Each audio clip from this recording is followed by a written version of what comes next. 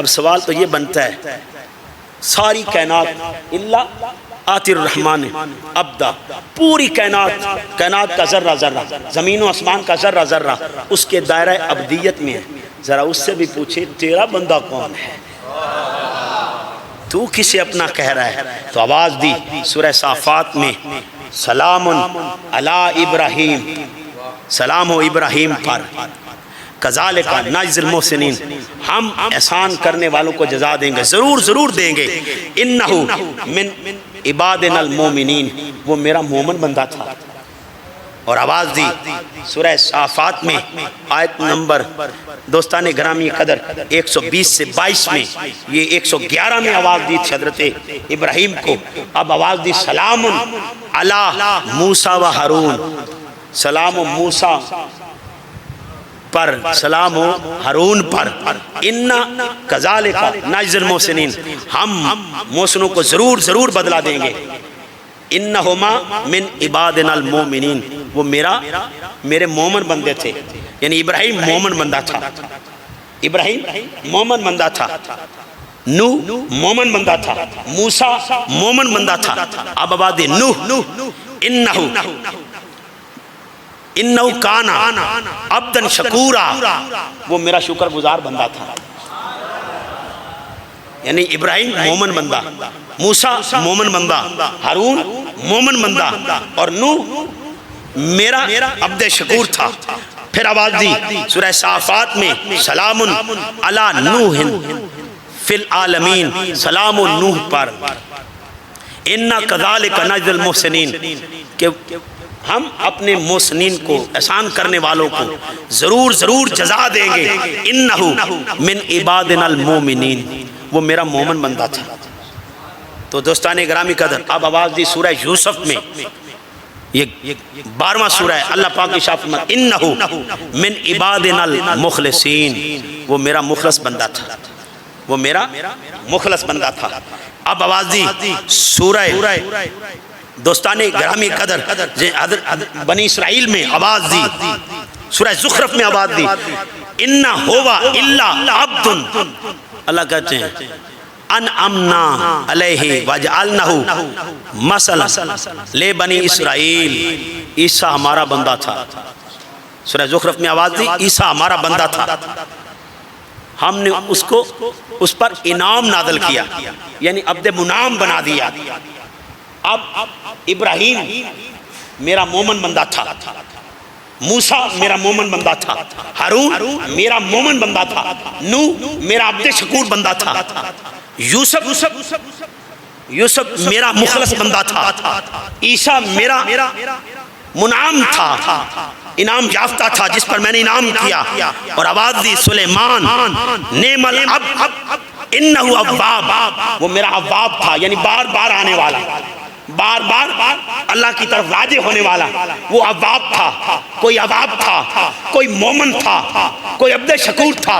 اور جب محبوب کی باری آئی کہا تبارک الذی نزل الفرقان علی عبدہ، نہ مومن، نہ عبد شکور، نہ عبد مخلص، نہ عبد اواب، نہ عبد منعم، وجہ کیا ہے؟ کہا کون سی تعریف کروں؟ کوئی شکر گزاری میں آگے بڑھا تو اسے عبد شکور کہا، کوئی اوابیت میں آگے بڑھا تو اسے عبد اواب کہا، کوئی مومن میں آگے بڑھا تو اسے عبد مومن کہہ دیا، کوئی مخلص ہونے میں آگے بڑھا تو اسے عبد مخلص کہہ دیا۔ اب میں محبوب کو کیا درجہ دوں؟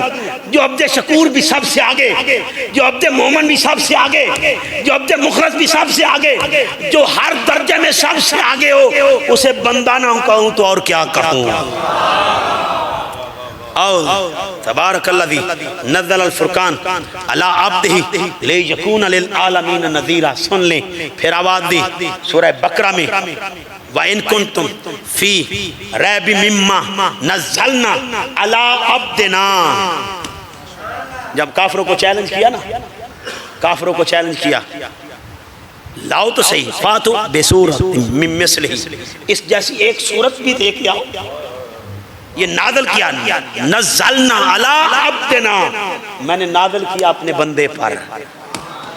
پھر آواز دی سورہ بنی اسرائیل میں پہلی آیت میں سبحان اللہ بھی اسرا بعبدہ، تو اب وہی کرے گا کسی اور پر، کسی اور پر وہی نازل کرے گا کہ نہیں؟ فَأَوْحَا سورہ نجم، فَأَوْحَا إِلَىٰ عَبْدِهِ مَا أَوْحَا، اس نے وحی کی اپنے عبد پر جو بھی کی۔ تو دوستان گرامی قدر، اب تشہد کی منزل ہے تو کہا اشہد ان محمدن عبدہ و رسولہ، عبد پہلے رسالت بعد میں، تو مقام عبدیت سمجھ میں آ گیا۔ سن لیجئے دوستان گرامی قدر، اقبال نے کہیں کہا تھا، اقبال نے کہا تھا متاع بے بہا ہے درد و سوز آرزو مندی، مقام بندگی دے کر لوں شان خدا بندی۔ پتہ نہیں اقبال نے کس فکر میں کہا ہوگا، لیکن آپ کو نیاز بیگ والوں اور مسجد مرکز اہل سنت میں بیٹھنے والوں ذہن نشین کر لیں، ذہن نشین کر لیں۔ اب اقبال کہہ رہے ہیں متاع بے بہا ہے درد و سوز آرزو مندی، مقام بندگی دیکھ کر لوں شان خدا بندی۔ یہ گوارا ہی نہیں۔ اب اقبال کا کیا ویژن تھا، اقبال کی کیا سوچ تھی؟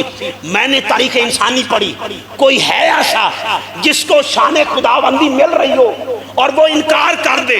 تکتے تکتے نصیریوں کے پاس پہنچا، نصیریوں نے کہا علی تو ہمارا خدا ہے، تو علی نے کہا میں خدا بندی نہیں چاہتا، مقام بندگی دے کر لوں خدا، مقام بندگی دے کر لوں شان خدا بندی۔ یہ گوارا ہی نہیں، یا اللہ میں تیرا بندہ ہی رہنا چاہتا ہوں۔ اس لیے تو علی نے کہا تھا، میرے علی نے کہا تھا وَكَفَى كَفَى بِي فَخْرًا أَن تَكُونَ لِي رَبًّا، رب میرے ربا، میرے مولا، مجھے فخر کے لیے یہی کافی ہے کہ تو میرا رب ہے۔ وَكَفَى بِعِزَّةٍ أَنْ أَكُونَ لَكَ عَبْدًا، اور میری عزت کے لیے کافی ہے کہ میں تیرا بندہ ہوں، میں تیرا بندہ ہوں۔ آؤ عزیزان محتشم ذہن نشین کر لیں، اس عبدیت پر پہرا دینے کے لیے حسین نے کربلا کا مارکا سجایا۔ ذہن نشین کر لیں، ہر دین میں، ہر شریعت میں، پانچوں شریعتوں میں دین پر حملہ کرنا جرم ہے، منع ہے، حرام ہے۔ دوسرا دین پر، عقل پر حملہ کرنا، اب کوئی شراب پیے ہر شریعت میں حرام ہے، عقل پر حملہ ہوتا ہے، عقل ضائع ہوتی ہے، حرام ہے۔ تیسرا جان پر حملہ کرنا، یہ حرام ہے۔ چوتھا مال پر حملہ کرنا، یہ حرام ہے ہر شریعت میں، وہ ہر شریعت کا منکر ہے۔ اور پانچواں عزت پر حملہ کرنا۔ تو دوستان گرامی قدر، یزید ان پانچوں پر حملہ کر رہا تھا، پانچوں پر حملہ کر رہا تھا۔ حسین میدان میں آ کے پانچوں شریعت کے محافظ بن گئے۔ کوئی دین پر حملہ کرے تو وہ شریعت کا منکر، کوئی عقل پر حملہ کرے وہ شریعت کا منکر، کوئی جان پر حملہ کرے وہ شریعت کا منکر، کوئی مال پر حملہ کرے وہ شریعت کا منکر، اور اس پر حد جاری کرتی ہے شریعت۔ دوستان گرامی قدر، کوئی عزت آبرو پر حملہ کرے، جائیں علماء سے پوچھیں، ان پانچوں پر کوئی بھی حملہ آور ہو اس پر حد شریعت نازل ہوتی ہے، اور ایک شریعت نہیں، پانچوں شریعتوں کا قانون ہے، اس پر حد جاری کرو۔ تو دوستان گرامی قدر، ان ساروں کو بچانے کے لیے تو کربلا سجایا۔ اس لیے کہتے ہیں شاہ است حسین، بادشاہ است حسین، دی است حسین، دی پناہ است حسین، سرداد ناداد دست در دست یزید، حقا کے بنا لا الہ است حسین۔ اس لیے میرے آقا نے کہا حسین منی وانا من الحسین، اللہ نے مجھے دائرہ عبدیت میں رکھا اور سب سے مقام و مرتبہ عبدیت کا بلند رکھا۔ تو عزیزان محتشم، میں اگر عبد ہوں تو اس عبد کا حصہ حسین بھی ہے، جدا نہ سمجھنا۔ حسین منی وانا من الحسین، ابتدا دوستان گرامی قدر ابتدا مصطفیٰ سے کی اور انتہا کربلا پہ کر دی۔